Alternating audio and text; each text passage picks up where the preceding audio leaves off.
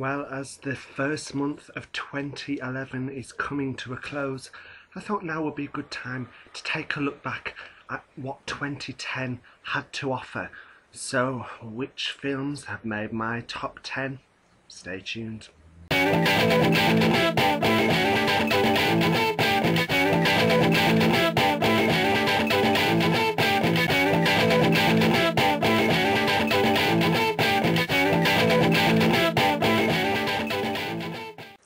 Hi everyone, I'm Ben Maiden and welcome to Entertainment Zone. I am here now for my top 10 films of 2010. There are some films that I've seen this year that I have really loved, some that I thought were okay, and some that were bad, a letdown. Not mentioning any names just yet. First I'd like to make some mentions of films that haven't made the grade for me, but were good films. They include Harry Potter and the Deathly Hallows Part 1, really enjoyed it, most faithful adaptation, bit slow paced, but still a good film, but didn't get enough to get onto my top 10. Let's see, what else have we had? Shrek Forever After in 3D. Not the best Shrek film, not at all, but far better than the abysmal Shrek 3, and a bit of a return, not to form, but getting there for Shrek. So a nice ending point. It ended really, really well. Getting to the Greek also gets a mention. It was a very good comedy. Russell Brand was great, Jonah Hill was great, but it just didn't get enough to get onto my top 10, though it was very, very close. But it was a great comedy film. And 3D, I'm a big fan. Jackass 3D for me was the best use of 3D this year, in all honesty. Very impressive. But again, didn't make the list. I was also very impressed with Piranha 3D. I never got to see it at the cinema, but I do own a 3D television, and I have it on 3D Blu-ray, and you know, even though it was converted 3D, I was still impressed. And it was a good old campy 80s horror feel to it, but in 3D, and it was good. But also delving into 3D this year was Saw 3D, which yes, didn't exceed my expectations at all. There were some good bits in it. Some of the traps were good. Reverse bear trap, opening trap, car trap. It was great seeing actors like Tanidra back. I love Tanidra, she did a good job. And of course the big one, Carrie Elwes. But sadly Saw didn't live up to the hype it was building itself, so it really doesn't get even close to my top 10. Sorry Saw, I love the franchise so much, but let down. I was disappointed, I'm not gonna lie. However, we are here for the top 10, so let's kick things off at number 10. At 10, I'm gonna go for Iron Man 2, because Jon Favreau did a very good job with the first Iron Man, and visually he did a really good job with the second one. Personally, I didn't think it was as good as the first one. However, the cast was great: Robert Downey, Gwyneth Paltrow, and then of course Sam Rockwell, and of course everyone's favourite Mickey Rourke. The casting was great. Oh, and then let's not forget Sam Jackson as well. I wasn't hung up though on Scarlett Johansson as Black Widow, but hey, you know, can't be great at everything. But you know, even though it had its flaws for me, but it was still a fun movie to watch, and it was certainly probably one of the best comic book films of the year. But you know, we were a bit dry on them this year. It was between Get Him to the Greek in this, and I chose Iron Man because I'm a Marvel fan, and you know, even though I didn't think Fury and Black Widow were necessary in Iron Man 2, it's a great setup for the Avengers, and of course the post-credit scene with Thor just getting me hyped up even more for Thor. But visually it did a good job, and the story wasn't too bad. I would have given it 3 out of 5 maybe, but you know, Getting to the Greek, it was a good comedy, but Iron Man 2, I don't know, I just feel it's the right choice to make at 10, hey. So let's move on. At 9, it's A Nightmare on Elm Street. Now I know some people are divided on this, some people prefer the classic, and think this one is total garbage, and I have seen it on a lot of worst movie of the year lists, but for me I really enjoyed it. I'm a big horror fan, and it was great having Freddy back, and it was good for a new generation to see him on the big screen, and I look forward to sequels. Jackie Earle Haley did a phenomenal job as Freddy, in my opinion. He brought something different to the role. It was still very much, you know, the Freddy we all know and love, but it was a lot darker, and I personally loved the fact that it went more into Freddy's origin, and it had a lot more jumps, and it wasn't as silly as some of the old Nightmare films, and yeah, it was just great to have Freddy back. And for me, yes, the movie was a bit different to the original, but they're both good in their own ways, and I like them equally. I know it's a bit of a controversial choice, but for me, it was just great having Freddy back, and I thought for a modern audience it was done well. So welcome back, Freddy. At 8, I'm going to confess I've only just seen this a couple of days ago, but it has to go on my list. It came out in 2010.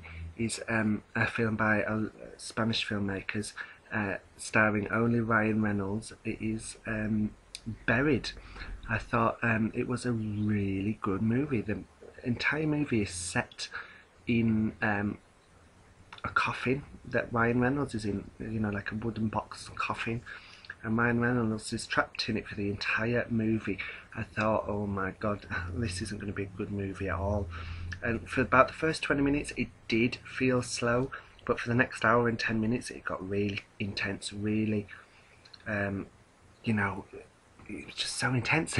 And you know, you got really into the story, and you know, I don't really suffer with claustrophobia, and I've never felt claustrophobic watching a film, but this was something else. This really, you just felt for the character, and you just like, oh, it was bad. It really moved me, that film. After I watched it I was like, wow, just wow. And I only watched it a couple of days ago, but it was great. And for me, Ryan Reynolds should have been nominated a lot for this film. To carry an entire movie by himself and be a good performance, highly commendable, highly commendable. So if you haven't seen it, do check it out. It's called Buried, and it stars Ryan Reynolds. A fantastic movie. At 7, we go back to the horror, if you want to call it horror, I suppose it is. And another controversial choice. It's Legion, about angels who are sent to Earth to exterminate us for God's will, except one of the archangels decides to come and be humanity's saviour. And the fate of humanity lies in a pregnant woman. It's a great religious horror. It's done very well. It's got Tyrese Gibson in it, and Paul Bettany, and a couple of other well-known people. And it's worth checking out if you haven't seen it already. It's a controversial choice, but I personally loved it. I'm into like supernatural stuff, and horrors, and religious stuff too. And for it to all cross over and be done very well, I thought was excellent. I mean, Priest's coming out now, and that looks great too. It's not related to Legion, but it's kind of a similar thing, if you catch my drift. I thoroughly loved it. It had great special effects. You really get invested in the characters. You really are emotionally invested in them, and it keeps you in suspense. It keeps going. The plot drives forward, and it's has got some funny scenes, though they might not have been intended to be funny, but they have some really gripping scenes too. So if you haven't checked it out, I would recommend it. So check it out. That's Legion. Well, at number 6, I know this is a very popular choice, and some people might have said that should be a lot higher, but for me it has to be Kick-Ass. Number 6 is Kick-Ass. What a great movie, the best comic book adaptation of the year. Far superior than Iron Man, far superior. I mean, Iron Man was a good adaptation, but Kick-Ass just brilliant. Yes, things were changed from the graphic novel, but it was excellent. Nick Cage was excellent, Aaron Johnson was excellent, Christopher Mintz-Plasse was excellent, and Chloe Moretz, you know, she did a good job. It was all done so well. Matthew Vaughn directed it. Real good and story, and you know, Kick-Ass is just an everyday teenager who thought, well, why has no one become superhero? And you really just root for the guy, and you really want him to succeed. It was a great movie. Has got some shocking moments in it, mostly from Hit Girl, but it's fun, it's energetic, the characters are all likeable, it's funny too. It has great comedy, and it is it has become very easily one of my favourite films of all time. You may be saying, well, if it's a favourite film of all time, why isn't it you know, my number 1? Well, because even though it's one of my favourites of all time, I enjoyed other films from this year better, but they're not. I enjoy it in a different way, if that makes sense. So do check it out. I love Kick-Ass. It's a great movie. I can't wait for the sequel. The Kick-Ass 2 comic book has started now. Great stuff. So and also Matthew Vaughn and the writer of Kick-Ass, the movie version, Jane Goldman, they're working on X-Men First Class. Stay tuned over the future for updates on that. But yeah, they should do a good job after seeing Kick-Ass. I have faith in Matthew Vaughn. Good movie, but definitely not one for the younger audiences. Don't take young kids to see Kick-Ass, because you might be shocked. So let's move on. Number 5, we have a film that I've been dying for a very long time. I loved the original, and when I heard it was getting a sequel after 28 years, I think it was 28, oh, I was thrilled. Yes, of course, Tron is back with Tron Legacy. Check out my review for it if you haven't already. It was a great film. Great seeing Jeff Bridges back as Kevin Flynn. You know, we've got great new characters like Sam Flynn and Cora, and Jeff Bridges also CGI'd as a younger version of himself to play Clue. The 3D, while the 3D wasn't the best use of 3D, it did add to Tron, but it wasn't the best use of 3D I've seen. But it has a really good storyline, and again, I feel really invested in the characters in Tron, and it was just a really moving storyline. You know, they could have easily made it a romance overtone on it, but you know, they really did focus on the father-son issues between Kevin and Sam, and it was just great to revisit the Tron universe. And you know, obviously it's upgraded massively since the original Tron, but it was just great, and visually it's one of the most visually stunning films I've ever seen. You know, Avatar did nature well, Tron Legacy does sci-fi fantastically. It was a really good film, and of course the soundtrack was by Daft Punk.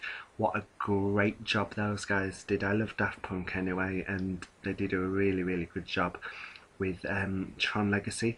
And it's just a whole round fun film, so I really enjoyed it, and I can't wait to get it hopefully on 3D Blu-ray. And again, if you haven't seen it, check them out. Check out all these films I'm mentioning, but for me it was a real nostalgia trip, revisiting the Tron universe.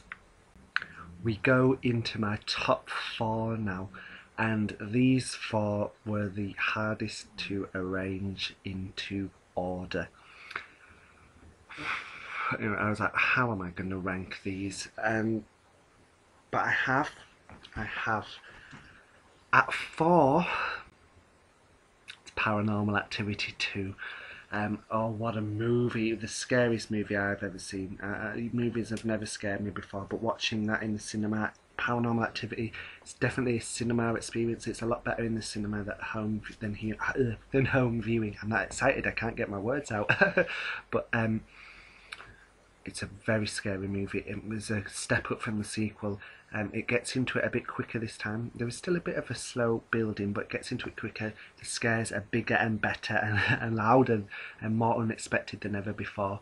And it's the start, obviously Paranormal Activity 1 was the original, but with the second one it marked it becoming a franchise. It's going to expand.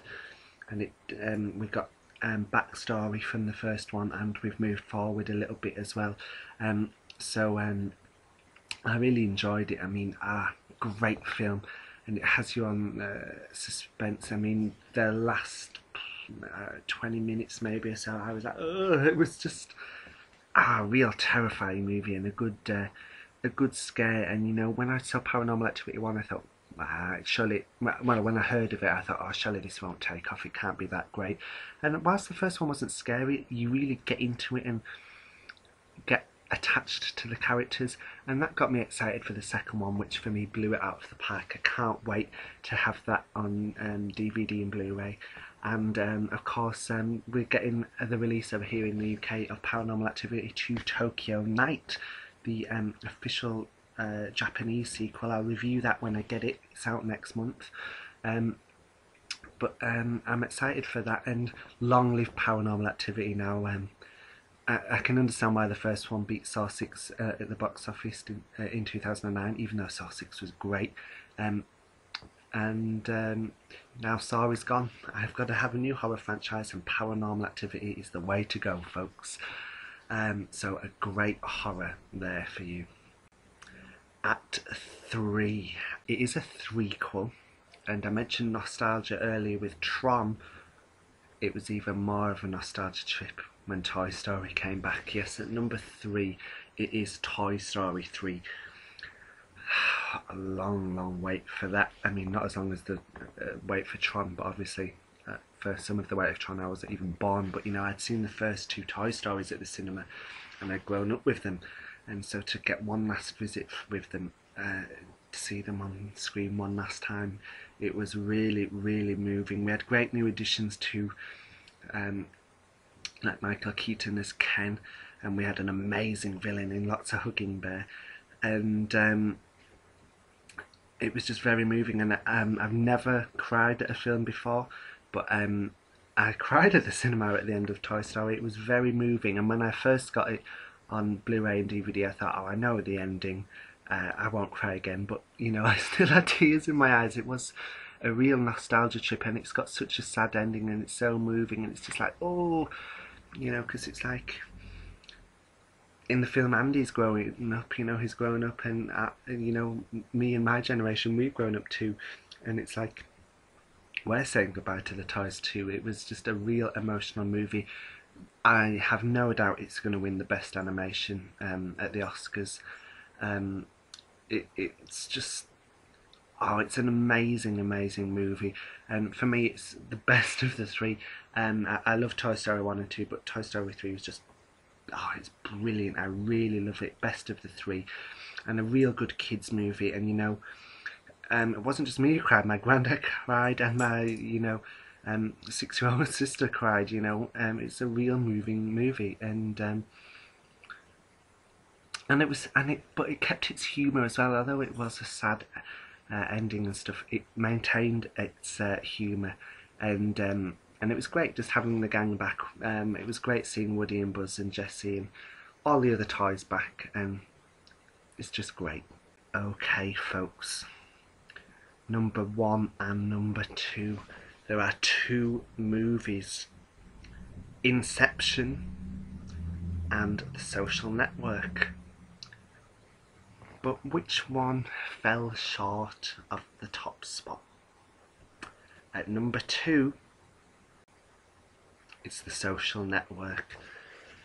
The Social Network, for me, is a movie I'd been very excited about. I thought it was a very good movie. Directing was great from David Fincher. Had some of the best CGI I've ever seen in a film. The fact that one of the two twins was a CGI'd face, the face was CGI'd down to someone else's body, was incredible. Didn't know it until after the movie. I was like, what? I mean, that was incredible.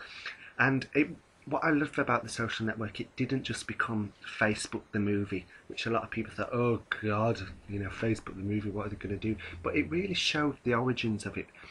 And, you know, it was a real compelling drama about the building and destruction of friendships and what money, fame and greed can do to a person.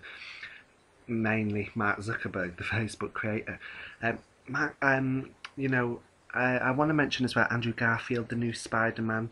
He was great in the movie. He plays Zuckerberg's best friend.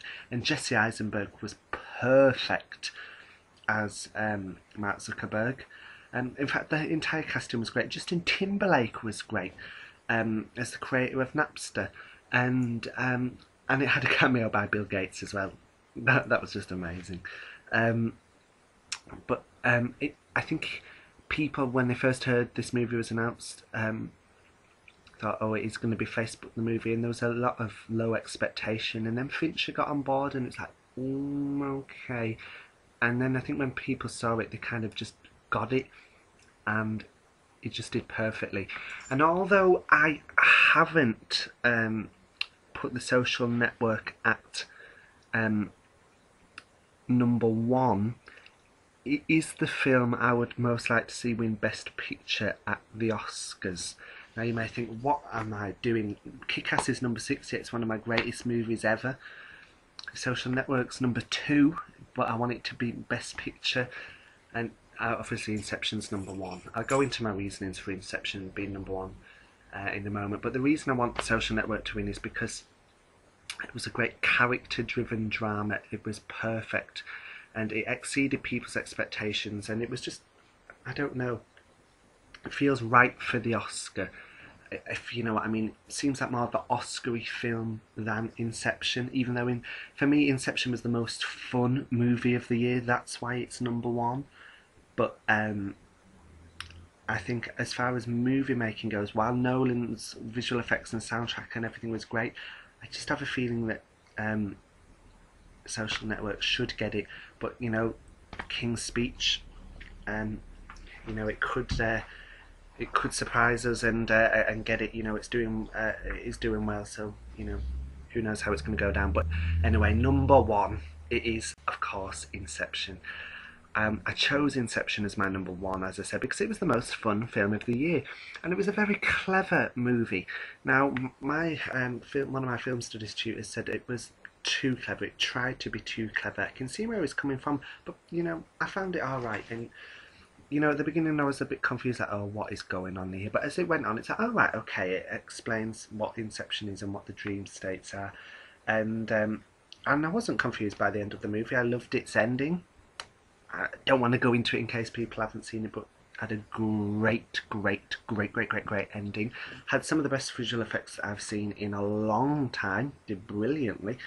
And the casting was great. Leonardo DiCaprio proved he's not the pretty boy actor that, you know, he used to be typecast in his romance movies. He was actually very good in this. Ellen Page was great too, and of course Tom Hardy and Joseph Gordon-Levitt, a great ensemble, and then Cillian Murphy, everyone. Nolan's got a good team, you know, he's got good friends, and they made a good movie. And dreams have always fascinated me, so that seeing it on film was great. The script was phenomenal, you know, how the story worked, and it was great. And I think the visual effects were amazing, the cast was great. Don't get me wrong, even though I'm backing Social Network for the Oscar, if Inception won, I would be thrilled, because Nolan is a great director, really great. For me, he's not made a bad film. Even though I'm backing Social Network, you know, Inception for me I think I have. Even this is the thing. I want Social Network to win the Oscar, but for me, Inception did hit everything: cast, story, visual effects, editing, soundtrack by Hans Zimmer. Even though I didn't think it was Zimmer's best soundtrack, it was good. It hit everything, so it could win the Oscar, and I'd be very happy for it. But the Social Network seems more of a Oscar-winning movie, if you catch my drift. But yeah, 2010, it was a very interesting year for film. Very different mix and match of films. And that was my top 10, and I'd love to hear your thoughts on my top 10. I'd like to hear your top 10 films and what films you loved and loathed in 2010. And 2011, we've got lots of movies to come that I'm very excited about, so stay tuned. I'll be reviewing probably all of the big films: X-Men First Class, Scream 4, Pirates of the Caribbean on Stranger Tides, Transformers Dark of the Moon, Paranormal Activity 3, everything really. Stay tuned, because Entertainment Zone, I will bring you all the latest news on those movies and upcoming movies, on Thor as well. Any more news I get, and for future movies beyond that, 2012, I'll let you know. It's been a great year, 2010. I know I'm a bit delayed now doing this January 2011, but it has been a good year. And thanks for everyone who watches me and comments and subscribe. You guys are legends, and continue to do so in 2011. As I said, leave a comment, be sure to subscribe if you haven't already, and take care, guys. Speak to you soon.